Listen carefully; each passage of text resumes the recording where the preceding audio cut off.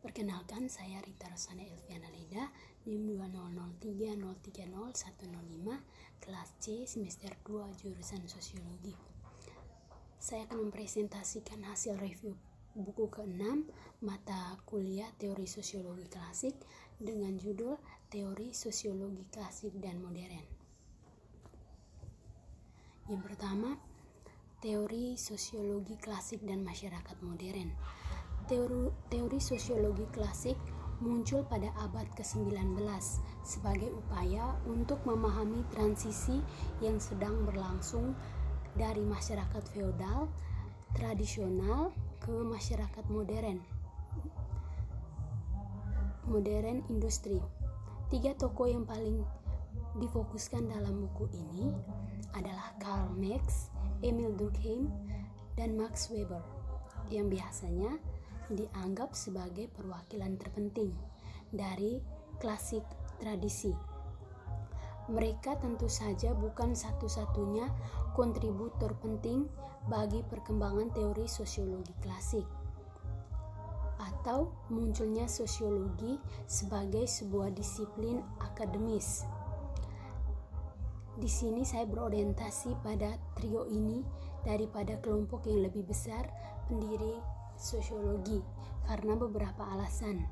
Minat pribadi yang kuat pada mereka bekerja, preferensi untuk kedalaman daripada keluasan, kecerdasan dan orisinalitas, diagnosa mereka tentang kondisi modern, dan mereka sangat menonjol dalam status jajaran teori sosial. Sosiologi klasik dan transformasi modern. Sosiologi berawal dari apa yang dilakukan oleh sejarawan ekonomi Karl Polanyi yang disebut dengan transformasi besar, terletak terutama di Eropa Barat selama abad ke-18 dan ke-19 dengan waktu dan efek yang berbeda-beda di suatu negara ke negara lain. Transformasi ini memuncak pada kematian dunia pramodern dan kebangkitan dunia modern. Meskipun harga Polanyi berbunga mari adalah perluasan ekonomi pasar periode sejarah Eropa yang ditulis dan dibentuk oleh 3 revolusi yang mendalam: revolusi intelektual dan budaya, pencerahan sebuah sosial dan politik, revolusi Prancis pada tahun 1789, dan revolusi ekonomi, kebangkitan kapitalisme dan proses industrialisasi selanjutnya. Berikut sosiologi klasik dan masyarakat modern. Sosiologi klasik adalah fenomena modernitas itu sebagai hasil dari perkembangan yang berangkat untuk belajar dan modernitas yang menurut Gerald Deranty adalah motif pemersatu yang hebat dari sosiologi klasik, bahwa topik modernitas menarik perhatian abad ke-19 di intelektual tidak mengherankan. Mereka hampir tidak bisa mengabaikan fakta dunia baru yang bermunculan di sekitar mereka. Ruang lingkup perubahan sosial selama usia di revolusi ini begitu jauh mencapai bagi banyak pengamat, baik pada saat itu maupun saat dalam retrospeksi perjalanan dari era modern ke dari era pramodern ke era modern yang mewakili mengirimkan perpecahan atau dekontinuitas yang mendasar dalam pengalaman manusia. Transformasi besar begitu mendalam dan dalam implikasinya memberikan teori alasan keberadaannya. Marx, Durkheim, dan Weber pembela modernitas. Marx, Durkheim, dan Weber masing-masing menerapkan prinsip ilmu yang diturunkan dari pencerahan untuk memeriksa asal-usul karakteristik dan dinamika masyarakat modern. Namun, selain menjadi ahli teori modernitas, mereka memang demikian juga para pembela modernitas yang sangat menentang arus reaksioner. Mereka tidak seperti banyak orang sezaman mereka. Mereka memihak pada kekuatan perubahan.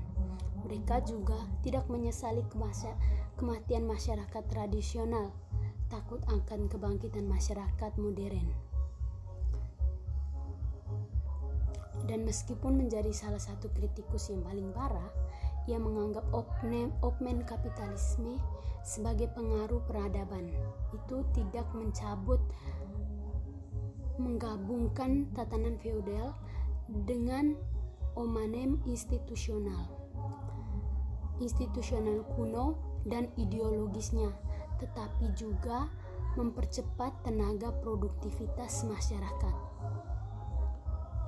Marx, Durkheim, dan Weber ahli teori modernitas karena mereka dianggap sebagai bapak pendiri sosiologi.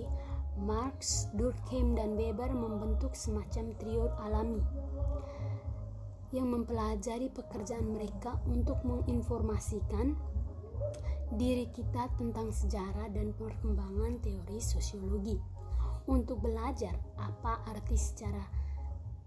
artinya berpikir secara sosiologi, untuk mendapatkan apresiasi atas usaha sosiologi dari praktek penelitian sosial, untuk memperkenalkan diri dengan perspektif yang berbeda dan aliran pemikiran di dalam lain, dan untuk memperoleh pengetahuan latar belakang yang diperlukan untuk memahami isu terkini dan kontroversi di lapangan. Tetapi ada alasan lain untuk membaca Marx, Durkheim, dan Weber.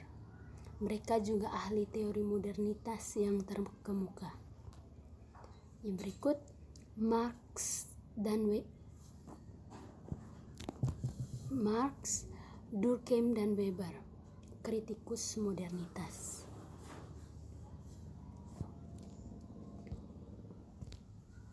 Marx, Durkheim, dan Weber memuji pencapaian masyarakat modernitas dan berjuang untuk memperluas proses modernitas ke arah yang mereka anggap dan mereka inginkan. Mereka adalah pembela modernitas, tapi mereka juga mengkritik kemodern mereka yang menarik perhatian pada bahaya, dilema, dan penyakit dan kehidupan sosial modern.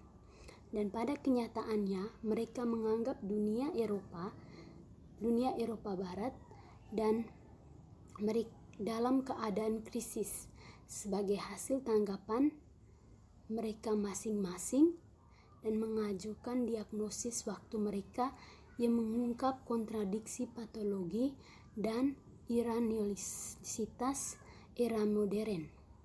Dan mereka tidak peduli seberapa teliti dan kritisnya saat mereka menginterogasi terhadap kondisi modern. Yang berikut, materialisme sejarah. Dari sudut pandang mana kita dapat memahami dengan baik sifat masyarakat dan dinamika perubahan sosial, lintas sejarah manusia, dan garis modern masa depan? Ada banyak kemungkinan. Beberapa ahli teori memberikan prioritas ke ranah publik. Para pendukung perspektif ini percaya bahwa politik lembaga, proses politik, dan keputusan kebijakan pemerintah adalah faktor yang menentukan kualitas kehidupan sosial, berfungsinya masyarakat, dan jalannya sejarah, kekuatan budaya untuk menerima tagihan tertinggi untuk orang lain. Dari sudut pandang ini, karakter operasi dan kecenderungan perkembangan masyarakat diasumsikan terutama sebagai ekspresi dan nilai-nilai dominannya dan keyakinan serta cita-cita. Yang berikut, konsepsi masyarakat materialis Marx. Bagi Marx, ciri masyarakat yang menentukan dan menandai semua segi lainnya kehidupan sosial adalah tatanan ekonominya, cara produksinya. Padahal miliknya penggunaan tidak selalu konsisten. Konsep ini umumnya menunjukkan yang dapat dilihat. Tatanan ekonomi yang ditemukan oleh cara manusia memobilisasi tenaga kerja yang diperlukan untuk memenuhi kebutuhan dasar mereka dan bagaimana sistem produksi ini terorganisir. Seperti halnya kebutuhan manusia itu sendiri berubah seiring waktu. Beberapa perbedaan cara produksi dan yang berbeda telah muncul sepanjang sejarah, termaksud budak, feodalisme, dan kapitalisme. Kerangka sosial ini dibentuk oleh hubungan kepemilikan atau yang berarti pada pola kontrak yang menguasai alat produksi dan tenaga kerja, serta bagaimana ini digunakan dan dalam kondisi apapun, tunduk pada otoritas siapa dan untuk tujuan apa, serta hubungan produksi pada dasarnya menetapkan aturan-aturan ekonomi. Permainan siapa yang memiliki hak, kekuasaan, dan keistimewaan apa. Hubungan sosial ini Marx menekankan bervariasi dari satu jenis sistem ekonomi ke sistem ekonomi lainnya. Ini merupakan kerangka sosial untuk kapitalisme. Misalnya, berbeda dari kerangka sosial perbudakan atau feodalisme dan status pekerja upahan, dengan demikian berbeda dari budak lainnya. Sekian hasil presentasi saya. Terima kasih.